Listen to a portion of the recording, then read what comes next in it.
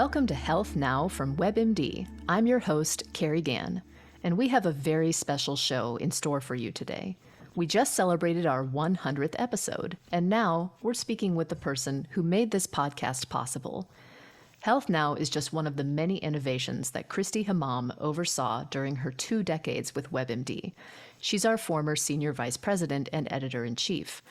But just before the pandemic hit in 2020, Christy found herself in a position she never anticipated, someone turning to WebMD for help as a patient.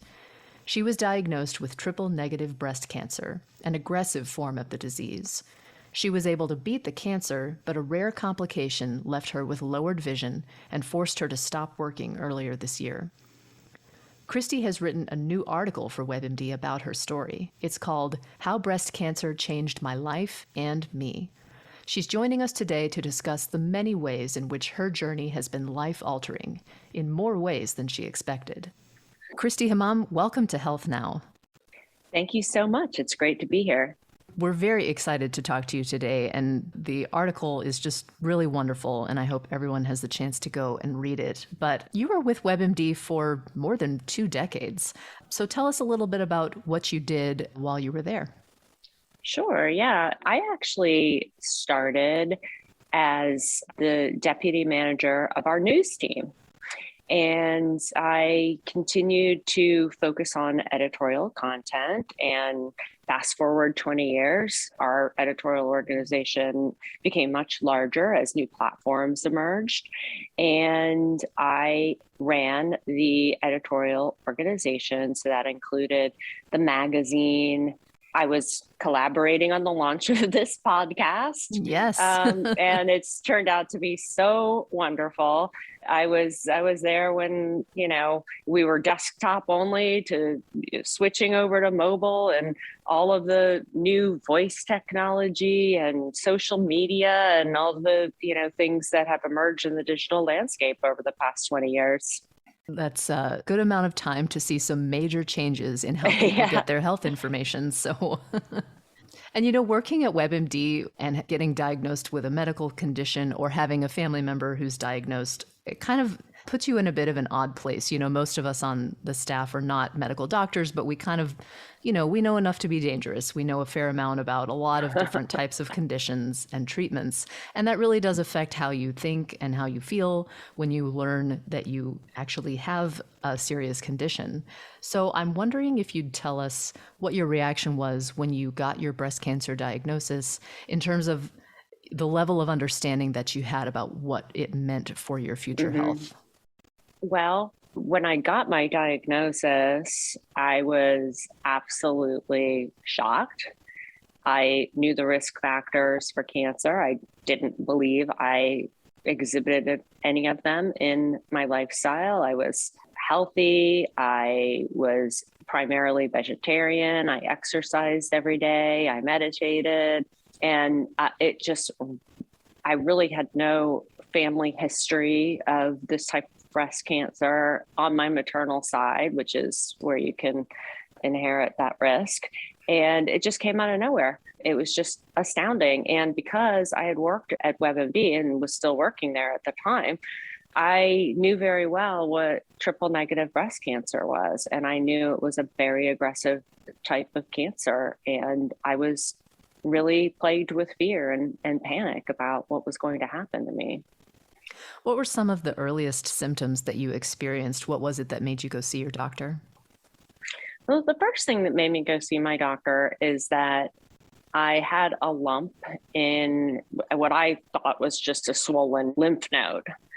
And I went to go see my primary care physician, and he said, I think this is the result of an infection. I had had an infection about less than 2 months before that, and it was an infection that resulted from a root canal, and it was a pretty ugly infection. And he said, I think this is maybe, a recent infection. So it all kind of made sense. And he said, I'm just going to give you some prescription ibuprofen and let's see what happens. And if it goes away, then, I think we can be pretty assured that's all it is. And so I said, okay. And he gave me the ibuprofen, and in a few days, the lump was gone, and I went on with my life. I wasn't, really that worried about it. It was resolved, and I thought.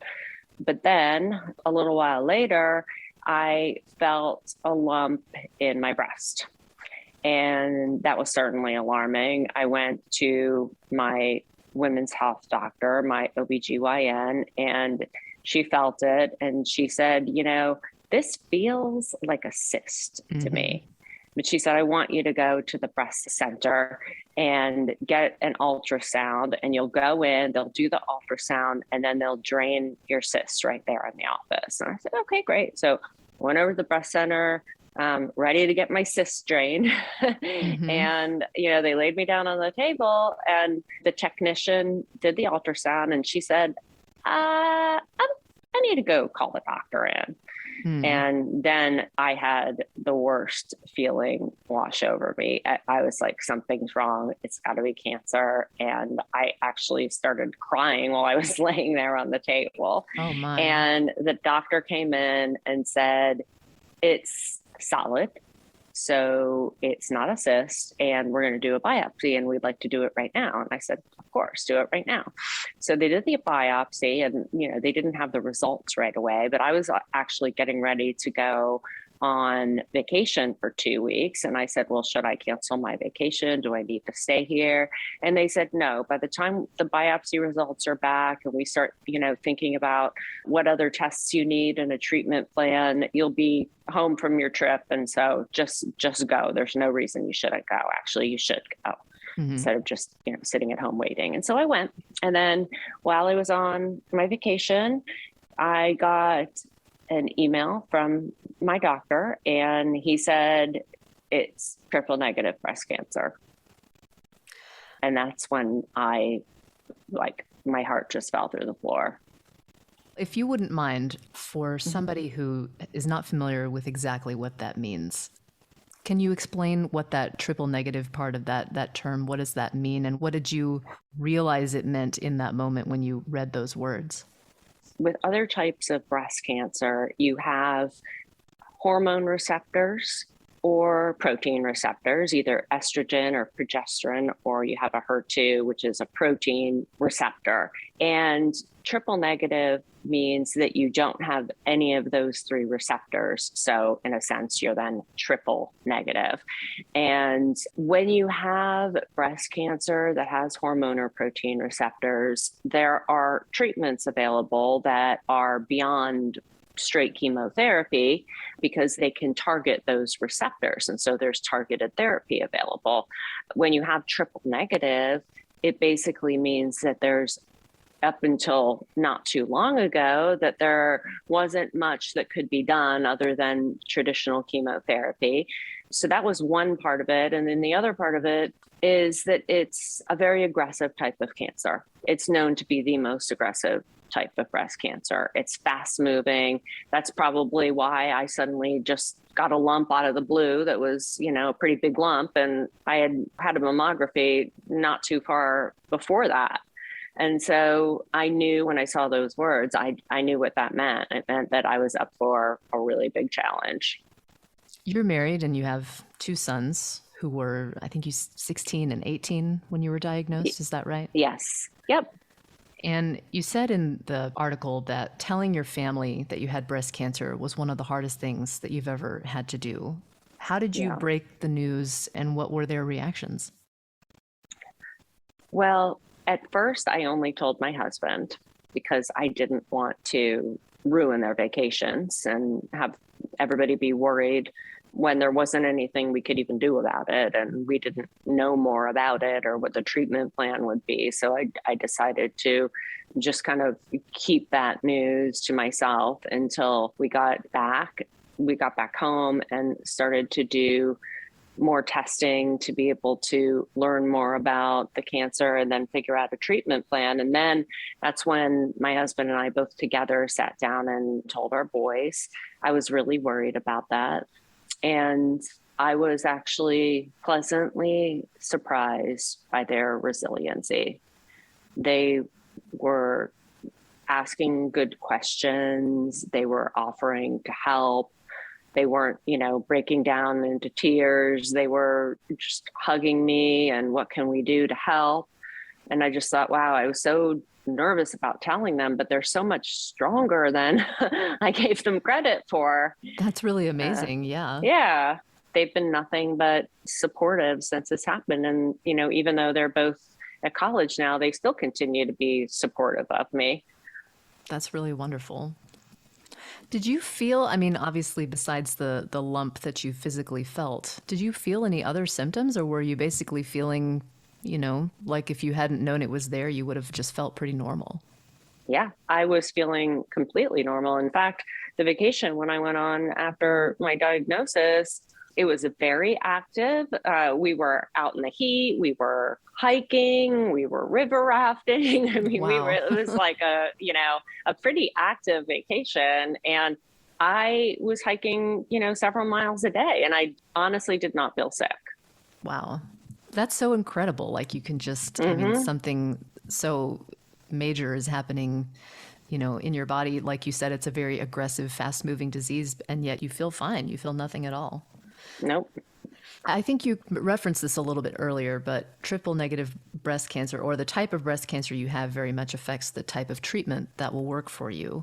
And you started with immunotherapy after your diagnosis, which is a relatively new type of treatment that gets your body's own immune system to recognize and fight cancer cells.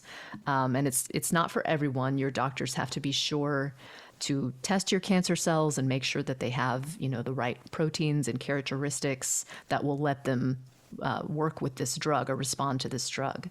But you found out that yours did have those proteins. So tell us about the treatment and how well did it work for you? Well, yes, I was really excited and enthusiastic because I had been following immunotherapy, obviously, in my role at WebMD. And it was just a couple of months before my diagnosis that an immunotherapy drug specific to triple negative breast cancer was FDA approved. Wow. And so I was certainly in the first wave of people to start receiving the treatment after it went on the market. And as you mentioned, it was an immune checkpoint inhibitor. So it basically is retraining your immune system to fight the cancer. And you take it along with chemotherapy. It's indicated to be taken along with a certain type of chemotherapy. And I was on that treatment for probably about 4 or 5 months. And I really was not having any major side effects. I mean, I was having some gastrointestinal issues, and I was fatigued for sure, but it wasn't anything that was inhibiting me from working. And I was working during that entire period when I was being treated. Until I have to say, most people at WebMD had no idea that you were dealing with this diagnosis. Everybody, you appeared as though you were just going about your business. I did. I really did not tell too many people. And I told, some of my direct reports, and I told my boss and a few other folks, but I really didn't want it to be widely known that I had cancer, because to me, going into work took my mind off of the cancer. Mm-hmm. And it was just nice to be able to go someplace every day and do something and not have to think at all about your cancer. Right. That makes sense. Yeah, you kind of need something that feels normal, relatively normal. Exactly. So after a few months of treatment, continuing on with your life, you started to have some unusual symptoms. Tell us what happened. So it started with headaches. I was having a lot of headaches. And at the same time, it was somewhat of a stressful time in my life. But still, I'd never experienced the frequency and the intensity of the headaches. And so I talked to my doctor about it, my oncologist, and she said, you know what, let's do an MRI just to be on the safe side. So we did an MRI. She came back and she said, it's absolutely clean. which is great news. And she said, I know you're having these headaches. Maybe it's related to the immunotherapy, because one of the possible side effects of immunotherapy is that it can trigger an autoimmune reaction in your body, meaning beyond just fighting cancer cells, it could kind of go into overdrive and start fighting your healthy cells, although that doesn't happen very often. It's a possibility. So they said, maybe you're developing some kind of autoimmune disease. At the same time, I started to lose my vision. So I would get double vision, I would get blurry vision, and it came pretty infrequently at first. I mean, I was still traveling and, you know, it wasn't that I couldn't see anymore. It was just I was getting some blurry vision and one of my eyes was crossing. And then I also was having some neuropathy, nerve damage in my right leg. That sometimes made it hard for me to stand on it. So they ran a bunch of tests for autoimmune diseases. Graves' disease is one of the diseases that can cause vision problems, and they came up with nothing.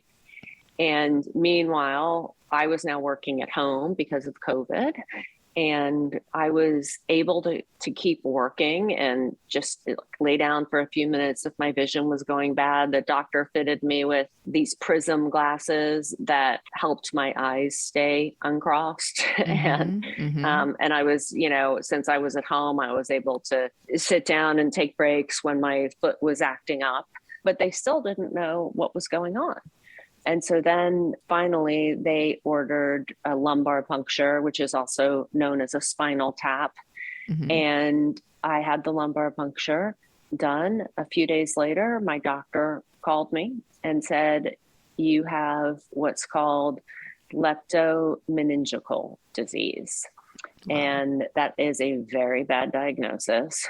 It's when basically the fluid that surrounds your brain and your spine becomes malignant. So I had basically my cancer had spread to my brain and spinal fluid. Wow. And that's why I was having all of those neurological symptoms. And that's why they didn't see it on the MRI. And so, you know, it wasn't the first thing they checked because it's actually pretty rare. But if you are diagnosed with it, it's a very poor prognosis. You typically have 3 to 4 months to live. And so that was a huge blow. And the treatment for it is radiation. And so I went into the radiologist and they started me on treatment right away. And I had 6 weeks of radiation to my brain and spinal cord.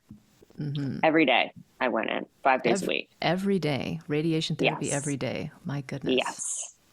Ultimately, it saved my life, obviously with a prognosis of 3 to 4 months. And that was, you know, over a year ago.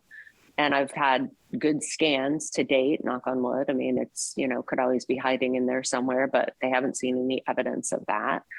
And it really left me depleted. Yeah. Tell me about how the therapy made you feel. Obviously, it dealt with the malignancy in your brain and spine, but what were some of the other side effects you had? Well, some of it kind of blurs together, to be honest, because I'm not sure at what point it was the cancer that was causing the symptoms or the radiation. Like it all became one. And I would go in every day and I would lay down on a table and they would fit me with a mask. It's a big white mask that they have custom fitted for your own protection. And I personally felt like Hannibal Lecter. I was going to say, that's exactly the image I had in my mind. Wow. That's what me too. And I'm like, oh my gosh, this is so scary. And so I would go in every single day and it would take about an hour. The first 2 days that I went in for the treatment, I had some issues. I had nausea and vomiting, which was definitely problematic. But the worst thing is they started the first radiation and I immediately passed out. Oh, gosh. They rushed me over to the ER and they thought I was having a seizure. They called my husband and said, "You better come over here. We're not sure she's going to make it." And ultimately they did some tests and they came back and said, "You had a massive panic attack." Wow. And I had never had a panic attack like that And you before. just knocked you out. I just passed right out. Wow. And so they gave me some anti-anxiety medication. I don't think it had really had a chance to kick in. The next day I went in, same thing happened. I passed out again. They rushed me to the ER again and they went through everything and they were like, "Yeah, that was just another panic attack." Wow. And so, that in itself was pretty frightening. But I went back and I was fine after that. When I was done with my treatments, I had lost most of my vision. Wow. I had lost most of my muscle tone. My vertebrae were cracked. I couldn't walk. I had to be carted around in a wheelchair. They didn't know whether I lost my vision because of the treatment or because of the cancer, but my optic nerves had been severely damaged. And I was having a lot of neuropathy, which causes incredible pain, to where I would wake up at night in tears calling 911. It was like just absolute excruciating pain. So I ended up temporarily, hopefully, cognitively disabled from all of the zapping to my brain. Now, on top of that, I was also on gabapentin, which is for nerve pain, and then I was also on oxycodone, which is for pain. And so at that point in time, there's a lot that was happening during that period that honestly, I don't even remember. Wow. I was out of it. So you mentioned you lost your vision. You lost a lot of your mobility. Your vertebrae was cracked and you had this neuropathy, this terrible neuropathy. Did these side effects ever get better, go away? How are you doing with these today?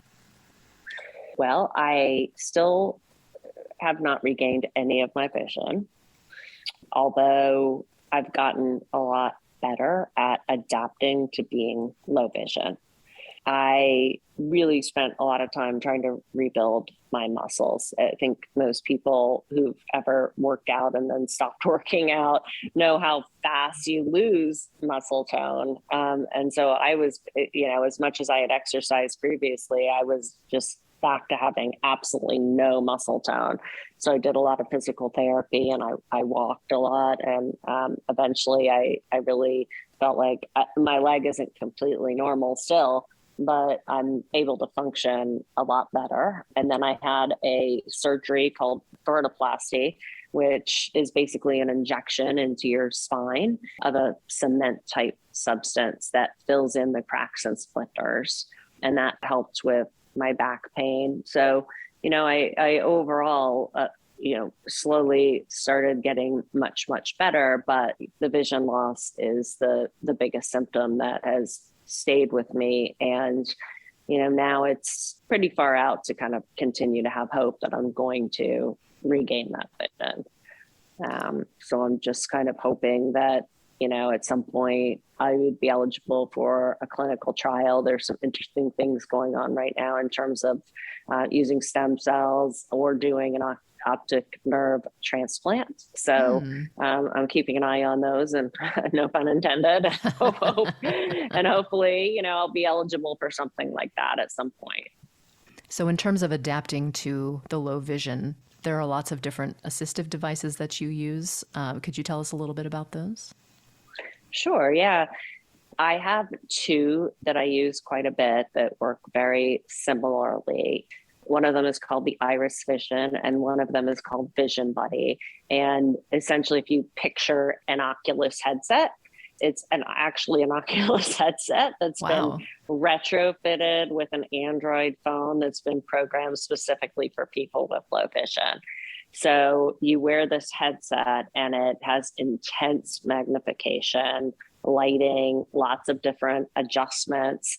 And when I have one of those devices on, I can actually read a text. I can read an email. I cannot do much more than that in terms of reading. Like I wouldn't be able to put together a PowerPoint or do a spreadsheet or, read a book. But it's enough that I can read what I need to read. And then the Vision Buddy actually projects the television directly into the goggles. And then I have another device called the OrCam. And it's basically a set of glasses that aren't prescription glasses. They're just clear lenses. Although I suppose if you had your own prescription glasses, there's no reason they wouldn't work with the OrCam. They're basically just a prop on your face to mount a camera. And when this camera is on, it can recognize people. So it can tell you somebody's approaching and who it is. And it can also be used, for instance, if you're out at a restaurant and want to see the menu, it can read the menu for you, and you have earbuds on, so you're not, broadcasting everything to everyone around you. And then I can use it, for instance, in my pantry. I can go into my pantry and point to a can on the shelf, and it'll say, that's tomato paste. Wow. So that helps me a lot, just getting around the house and doing some basic things. And then I have an app. It's called Seeing AI, and it's free. And you basically take your cell phone, turn the app on, which you can do through audio, like, Siri, turn on my, Seeing AI app. Next thing you know, your phone camera's on, and you hold the camera over anything you want to read, and it reads it for you. That is incredible technology. It's all been of that really helpful. is amazing. Wow. And it's like I use all of them all the time. Like it kind of all fits together to help overall. Wow. I'm so glad to hear there's so many different options out there for low vision folks. That's really impressive. There are, and there's a lot more that are under development. None of them are perfect. The headsets are heavy, and that's, sometimes can be harder, on my neck and things like that. But they're getting better all the time. That's great. Really exciting stuff. I think you mentioned this a little bit earlier, but all of this health crisis that you were going through, or a lot of it, was unfolding during the early months of the COVID pandemic, when there were so many unknowns and so many major concerns about people with cancer having to go to hospitals to get treatment where there were lots of COVID patients. I can't imagine how unbelievably stressful and scary that was for you and your family. But what were some of your biggest concerns during that time, and how did you address them? COVID was certainly a concern. I had to go into the infusion center in person. And in that case, they allowed my husband to come with me. Most of the time, no one was allowed in the hospital, but with chemotherapy, they actually really want someone there with you in case you start having a reaction. To a certain extent, you just have to hope for the best. But I was concerned. I was obviously immunocompromised. I had a few different issues along the way. I had my port, which is a device that's surgically implanted into you to be able to receive the immunotherapy, became infected, and I developed sepsis.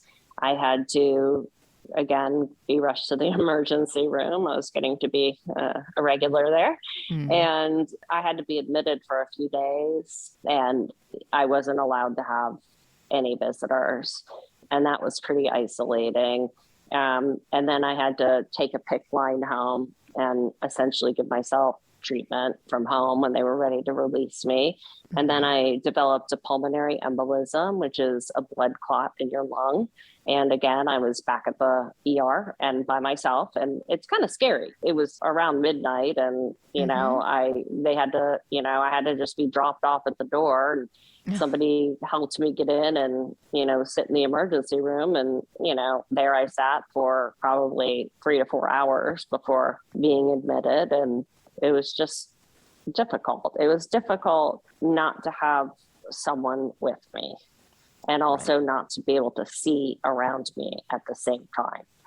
So that part of COVID was definitely a challenge. However, at the same time, I was home when everybody else was home. People were working from home, school was remote. And so in a way, having the virus happen at the same time allowed me to spend a lot more time with my family because they were home with me all day, every day. Mm-hmm. If there is a bright side, Yeah, exactly. that would be it. Well, and everyone is working from home, so it's not like you are conspicuously absent from your job or any other Exactly. social events or parts of your life. So that was Yeah, probably, maybe that exactly. was a little bit helpful as well during that time. I think it was. You wrote in the article that one of the biggest challenges you faced throughout your diagnosis and treatment journey was simply dealing with the healthcare system such that it is in the United States. What were some of the main frustrations or areas of dysfunction that you encountered? I'll tell you, that was the biggest, I would say, shock to me as I went through everything that I went through, because I had heard, I mean, obviously, like and you hear stories and, you read series in the paper, it's, wow, our healthcare system is fractured. I didn't know anything. Mm-hmm. I was just absolutely astounded by how fractured it is. And I felt like the doctors who were treating me, they did an excellent job. At the same time, most of what is happening to you is outside of that treatment and that interaction with your healthcare provider. And most of it is sitting in waiting rooms, trying to schedule things, having them be misscheduled, waiting for hours because of some workflow challenge, the billing, unbelievable amounts of billing that I would get, and just mounds of it. It was actually like a mountain piling up in my house. Wow. And then every little test, every little procedure. Yes, everything. And then I caught mistakes. I was like, why am I being charged for this? Because I've done it 4 other times and I haven't been charged for it. Or, I would go through and I would find mistakes and then have to work with my insurance company. It was maybe a miscoding issue or some other issue that takes time and a lot of time sitting on hold to resolve and get to the bottom of. The whole disability experience has been absolutely horrendous. I actually told the company, I said, I'm on disability because I can't see and I can't work. And you're making this a part-time job for me. Right. Because they would send so much mail from so many different people. And it's all like, you owe this or you have to back pay us for this. And I'm just like, kind of lost in it. And then at the same time, you're dealing with all of those issues, but your life doesn't stop. Like you're still getting your credit card bill and your gas bill and, you're dealing with all of that and other things that you're dealing with in your life. Like for instance, I was helping my son get into college and I had cognitive issues. I was still undergoing treatment. When I was on the pain medication, I was like, I don't even know what planet I'm on right now. So it was just exacerbating. And to be honest, it continues to be. And I guess I thought, hey, I have some experience and, I have some support around me and I know that there are going to be challenges, but I never thought it would be this bad. And in a way, I feel bad complaining about it because I'm like, look, they saved my life. And I'm like complaining that I had to wait in the waiting room all day, but it piles up. That sounds incredibly frustrating.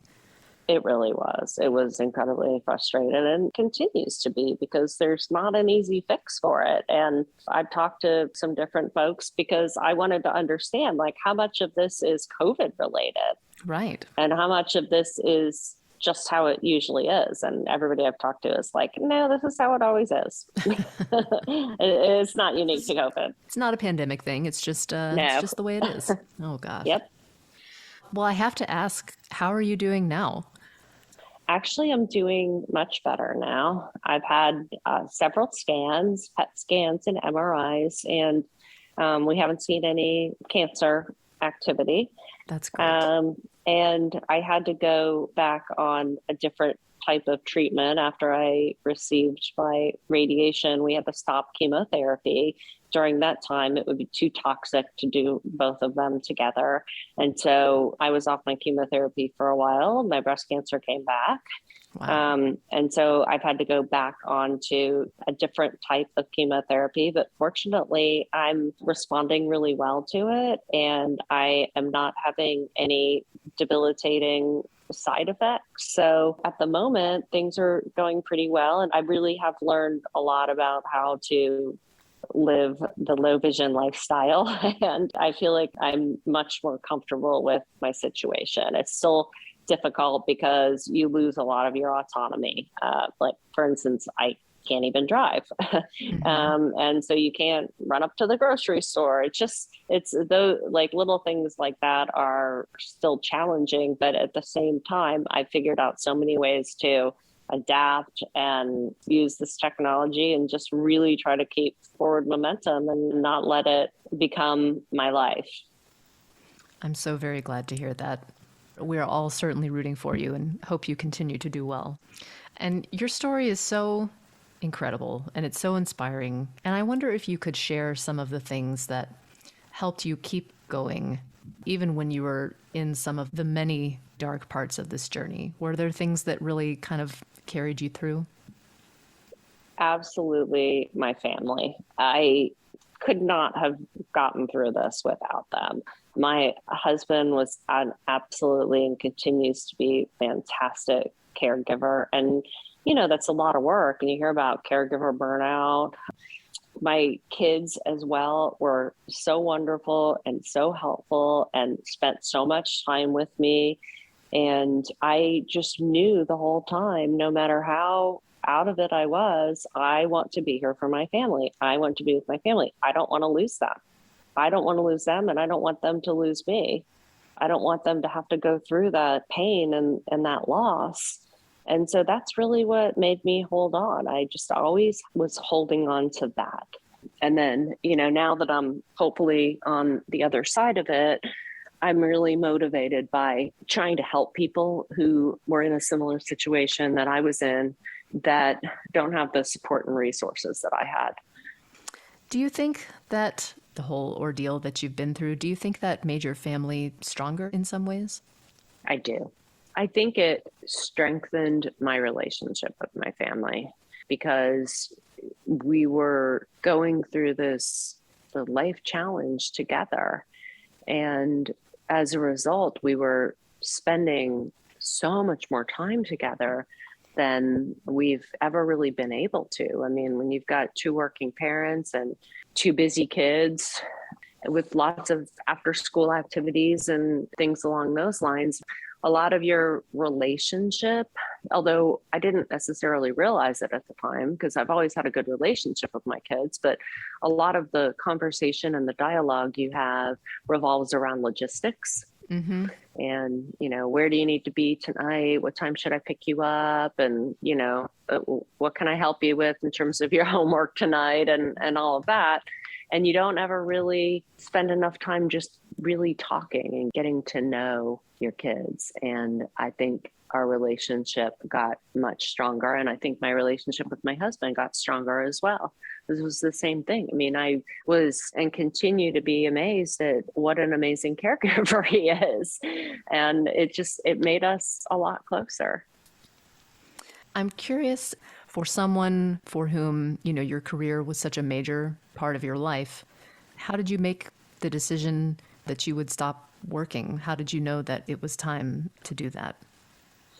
I was really hoping to be able to go back to work. And my hopes all rested around my vision coming back. The doctors told me it's very possible that it's going to come back. The optic nerve heals itself. And, you know, at a certain point in time, I realized it's not happening anytime soon. And I just knew I wasn't going to be able to do my job without my vision. And so I said, it's time for me to go and just focus on healing. Mm-hmm. And so I decided to leave. I didn't want the stress of trying to keep up. I couldn't have kept up.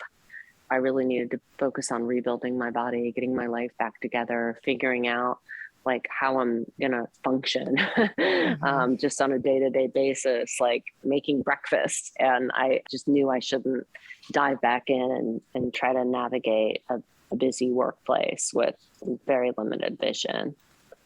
I mean, maybe at some point I'll be proficient enough with everything I'm doing that I'll be able to work, but I know right now I'm not. What did it take mentally or emotionally for you to sort of let that go? It was difficult. I've always had a job since the time I turned 16 till now. I never had Mm-hmm. not worked. And it was just what I did. And so discontinuing that really caused me to do a total reset. I'm still wired to be the type of person who always wants to get things done and always has, goals and next steps and the list of things you want to accomplish and go, go, go all the time. And taking a minute to slow down and just appreciate a nice day, sitting out on my patio with the sun shining, listening to a piece of music, just sitting back and relaxing is just something I had never done. And I think it was the right decision, but it was really hard. It was really hard to like slow down all those instincts to be doing something all the time and being productive. Mm-hmm. But I think I'm grappling with it a lot better now over time. Right. But I still miss working. I liked what I did and I liked the people that I worked with. And so I I miss it. know. We miss you too. Thank We you. do. Our fingers are crossed that maybe we can have you back with us sometime. But I hope so. well, even though I just asked you about slowing down and stopping to take care of yourself, but I know you're already thinking that way. So I have to ask, what's next for you? What are some of those, if you have any of the goals, or is the goal just kind of focusing on yourself for right now? Uh, no, I'm actually thinking about a couple of different things. One of them is I would be really interested in maybe writing a book because I would like to think about all of those challenges and talk to people who are looking at solutions and then also helping people prep for what resources are out there and what to kind of think about if you do get sick. And so that's one thought that I have. I'm also, this is just kind of a seed at this point, but I think about starting a nonprofit organization that would provide the support that I mentioned and Mm-hmm. help people make phone calls and delve through the morass of the bureaucracy Right. while they're going through something like this. And I think that would be really helpful for people, just like getting a meal delivered or Mm-hmm. getting a ride, like having somebody to help you through all this. Right. One And of you have the to be tenacious. right, yeah, and have the energy to and the focus to be able to do Exactly. something like that. Exactly. So I think about that too. Right. My final question for you. The title of your piece is How Breast Cancer Changed My Life and Me. How would you Mhm. say it's changed you? I think the biggest change has been that I have had to begin living my life in a completely different way than I've ever lived it before. So, where I've always been, every minute of my day is occupied, whether being a student or being a mom, being a working mom, and just being caught up in the frenetic lives we all live and going from that to being on disability and being at home. And logistically, that is a very big change, but mentally and psychologically, it's been a bigger change. And it's been really challenging to come to a place where I've come to terms with that. And I'm still trying to figure out what's next and how can I still be a productive member of society and keep my brain active despite everything that has happened to me. So that's definitely been one of the biggest changes. And then the other one is I'm so grateful to be alive. Mm. And I'm so grateful for the relationships that I have. And it's not that I didn't appreciate them before, but I didn't appreciate them at the level that I do now and understand quite how important they are. just to see how many of my friends and family did so much for me. And it was just so touching. I just feel closer to everybody now. Right. Well, the piece is How Breast Cancer Changed My Life and Me. It's up right now on webmd.com. Christy Hammam, thank you so much for sharing this incredible story with us. And we wish you all the best in the future. Thank you, Carrie. Same to you.